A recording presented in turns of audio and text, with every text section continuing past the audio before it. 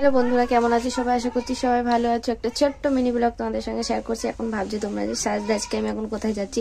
আমি এখন সাজুগুজু করে কোথায় যাচ্ছি বলো তো? আমি এখন সাজুগুজু করে যাচ্ছি, বাবুসোনাকে ডক্টরের কাছে নিয়ে যাচ্ছি।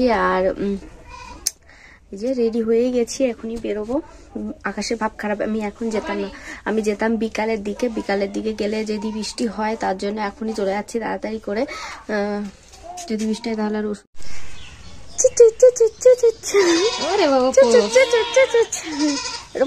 একটু পোজ দাও। আমরা ডাক্তারের কাছে যাচ্ছি।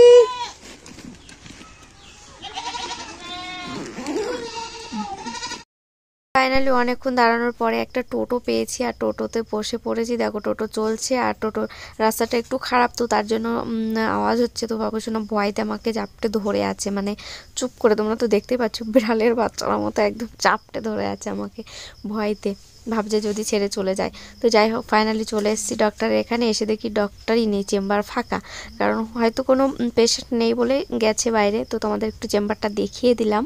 তো তারপরে দেখো, দেখাতে দেখাতে ডক্টর চলে এসেছিলো, আর আমাদের মেডিসিন নেওয়া কিন্তু হয়ে গেছে। আর ও দেখো বাবুসোনা কীভাবে ফোনের দিকে তাকিয়ে আছে, ক্যামেরার দিকে, মানে ও ক্যামেরা চালালে ক্যামেরার দিকেই তাকিয়ে থাকবে যাই করুক না কেন।